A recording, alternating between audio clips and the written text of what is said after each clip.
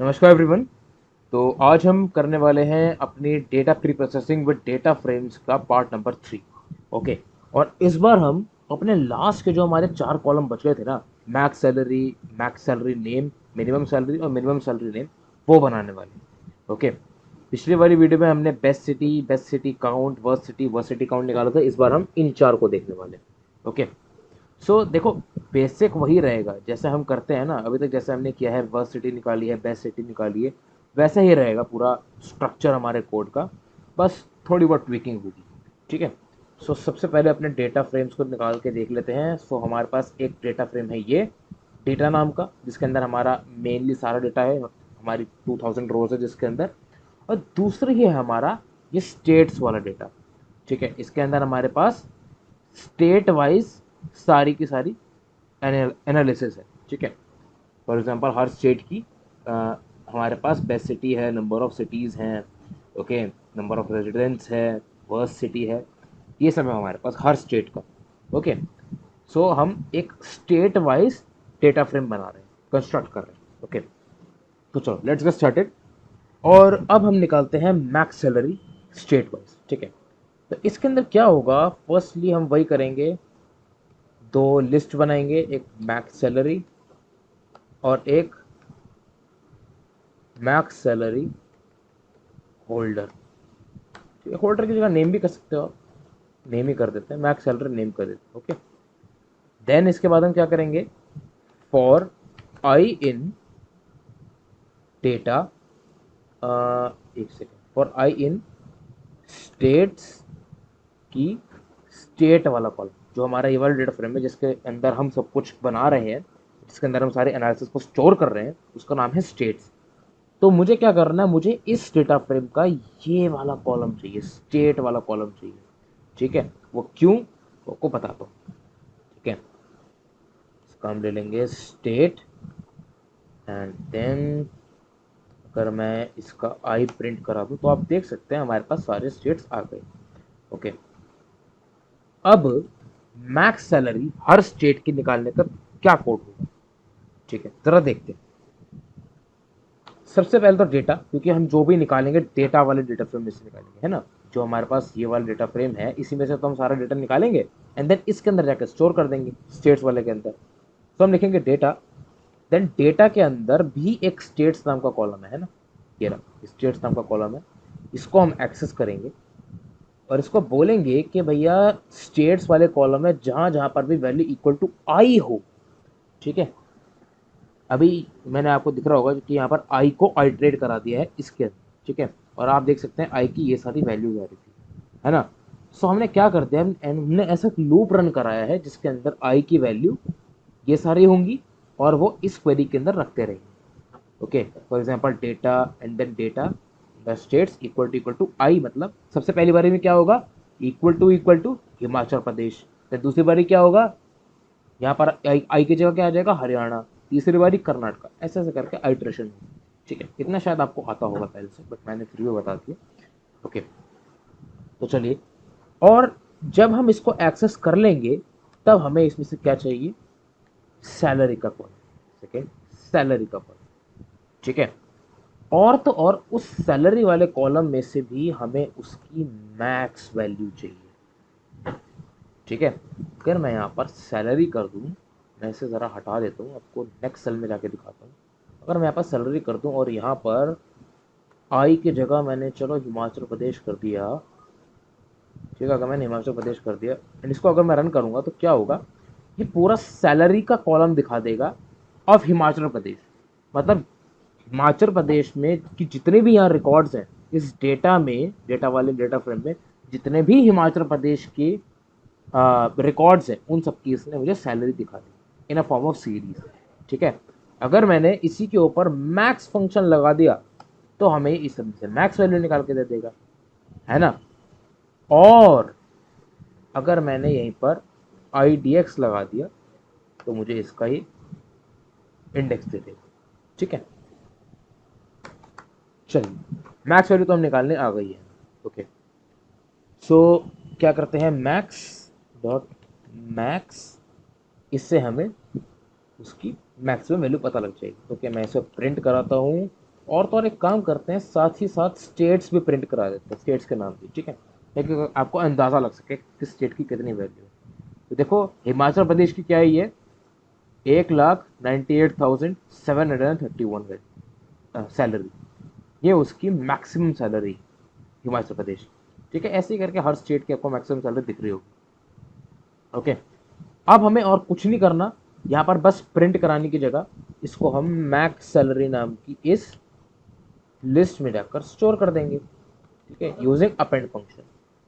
Okay, अगर मैं ये कर दिया और मैंने इसमें मैक्स सैलरी को प्रिंट कराया, तो यहाँ पर मेरे पास सारी स्टेट्स की सैलरीज आ गई, मैक्सिमम सैलरीज आ गई। ओके, चलो ये तो हो गया, ये तो मैक्स सैलरी का हो गया। अब मैं मैक्स सैलरी नेम कैसे निकालूंगा, वो भी देखते कैसे निकालते हैं।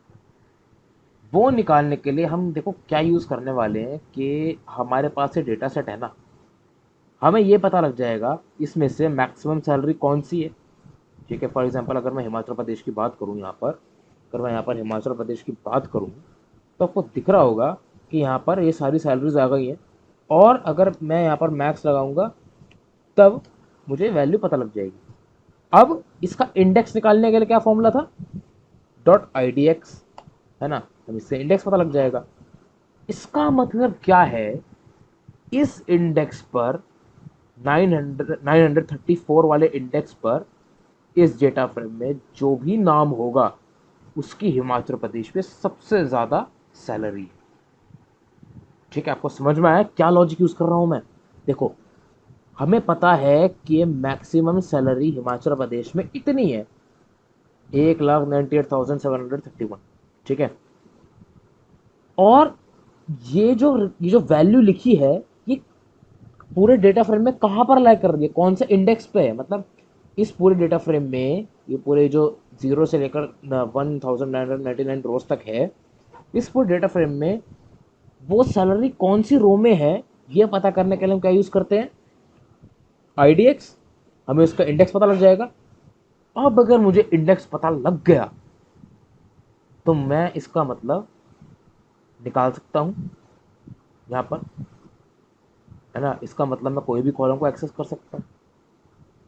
करके दिखाता हूँ मैं आपको, देखो अगर मैं यहाँ पर लिखूँ फॉर एग्जाम्पल डेटा, और उसके अंदर मुझे नेम वाले कॉलम में जाना, तो देखो मेरे पास सारे नेम आ जाएंगे, सारे 2000 नाम आ जाएंगे मेरे पास।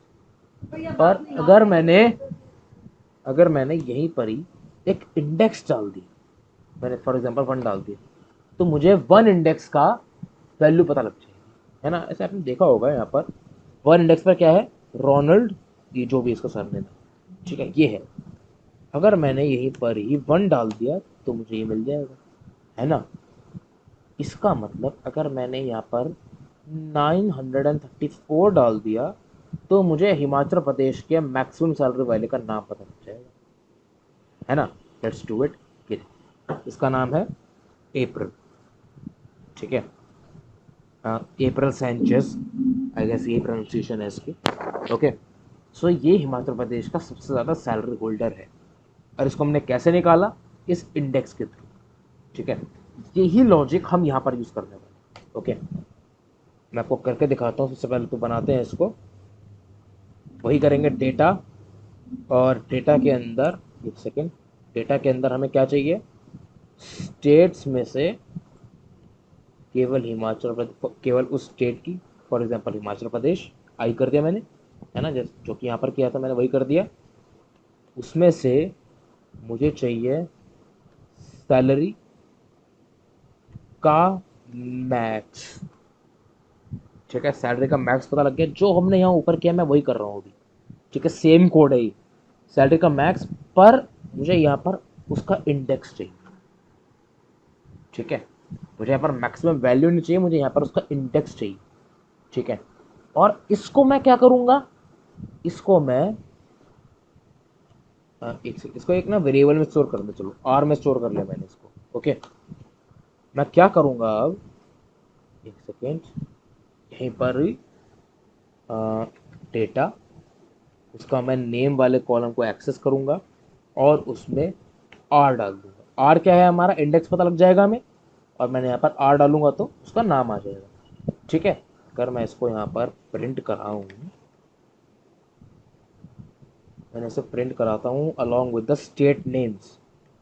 ठीक है, ये देखो आपको यहाँ पर सारे स्टेट्स और उनके मैक्सिमम सैलरी होल्डर्स के नाम पता है। हिमाचल प्रदेश का एप्रल सैंचेज है, हरियाणा का एरिक मिलर है ना, पंजाब का टैमी हैंसन है। ओके, सो ऐसे ऐसे करके आप अपने मैक्सिमम सैलरी होल्डर्स को निकाल सकते हैं। ओके, बड़ा बेसिक सा लॉजिक है, कुछ ज़्यादा कॉम्प्लेक्सिटी नहीं है इसके अंदर, अगर आप ढंग से समझेंगे तो। ठीक है, it's a very basic programme. तो चलो इसको वही करते हैं, एक लिस्ट में जाकर स्टोर कर लेते हैं। मैक्स सैलरी नेम में मैं इसको अपेंड करा दूंगा। ठीक है, मैंने इसको अपेंड करा दिया और हमारा यहाँ काम हो गया। मैं इसे रन करूँगा, आप देख सकते हैं मैक्स सैलरीज आ रही हैं, और यहीं पर अगर मैंने मैक्स सैलरी नेम कर दिया तो हमारे पास सारे नाम भी आ गए। ठीक है, अब बस हमारे पास दोनों लिस्ट रेडी है। देखो हमारे पास मैक्स सैलरी और मैक्स सैलरी नेम बिल्कुल रेडी है। अब बस हमें क्या करना है, इन दोनों को अपने स्टेट्स वाले डेटा फ्रेम में, जिसके अंदर हम सारी वैल्यू स्टोर कर रहे हैं, उसमें स्टोर कर देना। ठीक है, तो स्टेट्स में इसका नाम क्या होगा, स्टेट्स में इसका नाम क्या होगा, मैक्सिमम सैलरी। मैक्स सैलरी नाम से इसको स्टोर करेंगे, इक्वल टू कर देंगे मैक्स सैलरी के। ओके, और तो और मैक्स सैलरी नेम के नाम से एक और कॉलम बनाएंगे, इसे इक्वल कर देंगे मैक्स सैलरी नेम के। ठीक है, मैं ये रन करूंगा और ये परफेक्टली रन हो गया है। एक बार ज़रा स्टेट्स वाला डेटा फ्रेम देख लेते हैं। ये देखो इसके अंदर हमारे पास मैक्सिमम सैलरी आ गई है और मैक्सिमम सैलरी नेम्स आ गए। ठीक है, तो ऐसे करके आप अपनी मैक्सिमम सैलरी निकाल सकते हैं, और इसी प्रकार आप मिनिमम सैलरी भी निकालेंगे। ठीक है, सेम कोड होगा उसका, एग्जैक्टली सेम। मैं एक काम करता हूँ, यहीं से कॉपी पेस्ट कर लेंगे इसको। ठीक है, यहीं से डायरेक्ट कॉपी पेस्ट करते हैं। बस यहाँ पर आप मैक्स की जगह मिन कर दीजिए हर जगह, मिन सैलरी नेम, यहाँ पर भी से मिन कर दो, एक सेकेंड से मिन कर दो। ओके, और यहाँ पर भी मिन कर दो, हेयर एंड इसको भी मैंने चेंज कर दिया, एंड परफेक्ट हमारे पास मिनिमम सैलरी होल्डर्स आ गए। ओके, एक बार मिनिमम सैलरीज भी देख लेते हैं। ये देखो इतने इतने सैलरी हमारे पास मिनिमम। ठीक है, 20,000 सैलरी, देखो 20,000 की रेंज में ये मोस्टली वो सैलरी मिनिमम सैलरी है एक स्टेट में। ठीक है, कुछ नहीं करना, बस स्टेट्स वाले डेटा फ्रेम में जाकर स्टोर कर देंगे with our names which is salary min salary नाम की list, states min salary name, and इसको भी करेंगे मिन सैलरी नेम था ना। परफेक्टली रन हो गया है, and let's see data frame. तो आप देख सकते हैं यहाँ पर मिनिमम सैलरी और उनके नेम्स हैं। तो जो हमने चाहा था वो सब कुछ हो गया है हमारे। हमने जितने कॉलम्स हमें डिज़ायर किए थे, देखो यहाँ पर मैंने 11 कॉलम्स बनाने की सोची थी, एक स्टेट से लेकर 11th हमारी मिनिमम सैलरी नेम, और आप यहाँ देख सकते हैं हमारे पास 11 कॉलम्स है ना। फिर भी मैं एक बार आपको करके दिखा देता हूँ।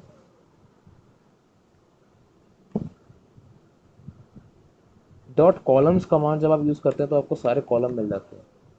ठीक है, तो अगर आप किसी भी डेटा फ्रेम के ऊपर डॉट कॉलम्स लगाएंगे आपको सारे के सारे कॉलम्स के नेम मिल जाएंगे, और इनको काउंट करने के लिए बस लेंथ लगा दूंगा मैं, और आप देख सकते हैं यहाँ पर हमारे पास 11 कॉलम।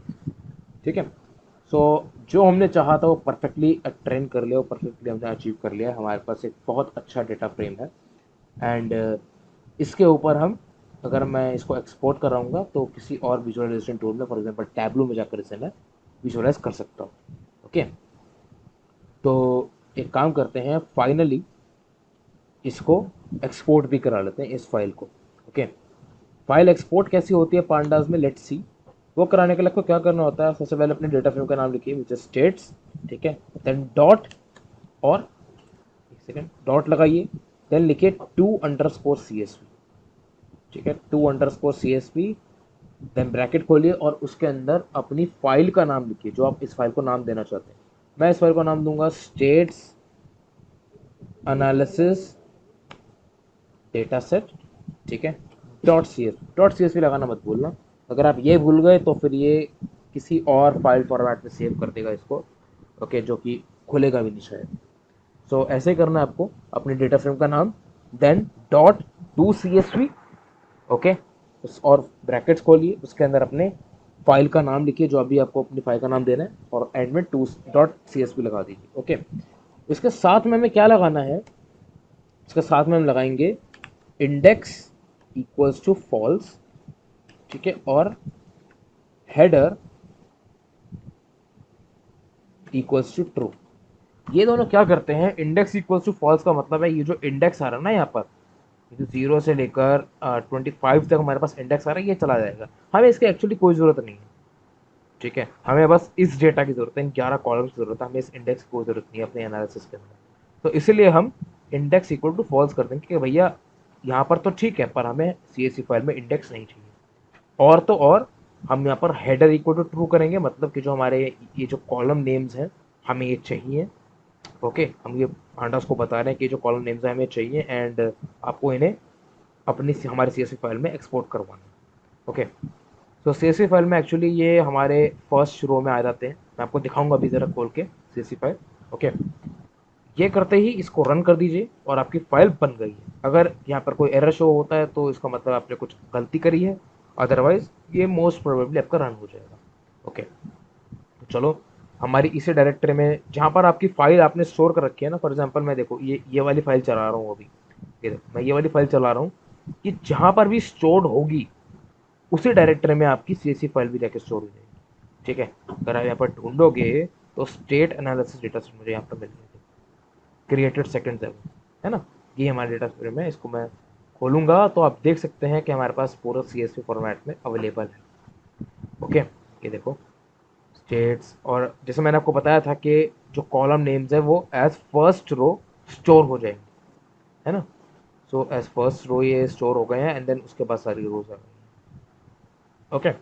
सो ऐसे आप डेटा फ्रेम को एक्सपोर्ट करा सकते हैं, ओके, एंड इसके बाद आप इस सी एस वी फाइल को तो कहीं भी यूज़ कर सकते हैं डेटा फ्रेम, ओके। सो डेटा फ्रेम के अंदर प्री प्रोसेसिंग का चैप्टर यहीं तक था, एंड अब इसके बाद एक फिनाले वीडियो होगी, बस एक लास्ट टॉपिक रह गया है जो मुझे एक्चुअली पहले पढ़ाना चाहिए था पर मुझे मिस हो गया, I am sorry for that, and वो टॉपिक है लॉक एंड आई लॉक, ठीक है, वो मैं आपको पढ़ाऊंगा वो क्या होता है।